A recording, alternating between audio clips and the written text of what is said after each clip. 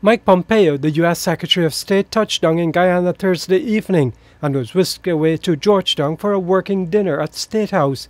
Immediately, he and the Irfaan Ali government discussed security, investments, democracy and fighting the narco trade. On Friday morning, it was time to put ink to paper. The first agreement to combat the narco trade will provide mechanisms to streamline communications between law enforcement officials in Guyana and the United States to conduct cooperative operations at sea and to expedite overflight clearances for law enforcement aircraft when combating illegal drug trafficking. The agreement has scope to help Guyana also protect its exclusive economic zone, that oil-rich maritime zone where ExxonMobil has made 18 discoveries so far.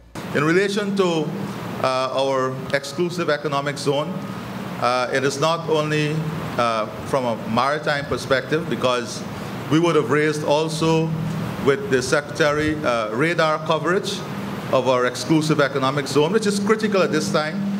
We have had various difficulties, and I think we welcome any help that would enhance our security, that would enhance our ability to protect our borders, and importantly, enhance our capability and ability to ensure that we go after criminal elements. And this allows us to do that. It strengthens our capacity, and it builds that partnership and gives us that additional capacity that is so needed. You know, the two agreements we signed this morning are not disconnected. Right? Greater security, greater capacity to understand your border space, what's happening inside your exclusive economic zone. Those are all things that give Guyana sovereignty, the capacity to control its space, and the rule of law, property rights, the things that you all value in democracy. These things are connected. The other agreement is the framework to strengthen energy and infrastructure finance and market building between Guyana and the United States of America. The framework will facilitate collaboration between Guyana and the United States of America to identify concrete ways to further their joint interests in infrastructure growth, integration, and energy security in order to help meet the economic goals of both countries.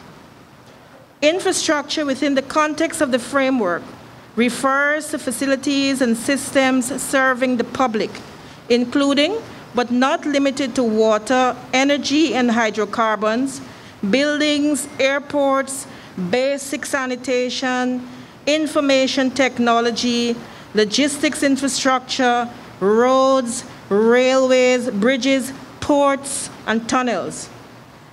The framework will help catalyze private capital and facilitate financial market growth for infrastructure development by identifying programmatic and project-specific investment opportunities.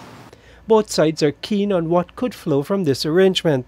The framework agreement, as I would have said, gives an excellent opportunity not only for the mobilization of capital, U.S. capital, and the mobilization of the U.S. private sector to participate in the wide-ranging economic opportunities and infrastructure transformation that would take place here in Guyana. But more importantly, it has to deal also with the transfer of knowledge, the transfer of technology, cooperation, building capacity between the U.S. private sector and the local private sector, and taking the partnership beyond the two governments to the private sector, so that you will have greater integration of the private sector and greater participation.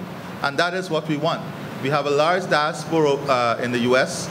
We have great opportunities here, and we want to see more investment. We have said this before. We want to see more investment and more private sector interest from the U.S. So I think this agreement not only sends the right signal, but set the foundation for that collaboration, cooperation, transfer of technology, and more importantly, building of local capacity here in our local private sector. There was lots of conversations about how there might be more foreign direct investment from the United States. And sometimes I hear, oh, we don't want foreign direct investment, we're concerned about our sovereignty. I would posit this for everyone watching today. The United States model is to build out on the best things of your country.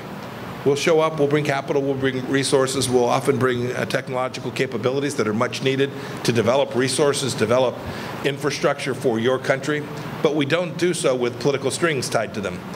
We don't operate the way other regimes do, who might show up with money and then demand political retribution, or worse yet, engage in activity that is corrupt. That's not how American foreign direct investment operates.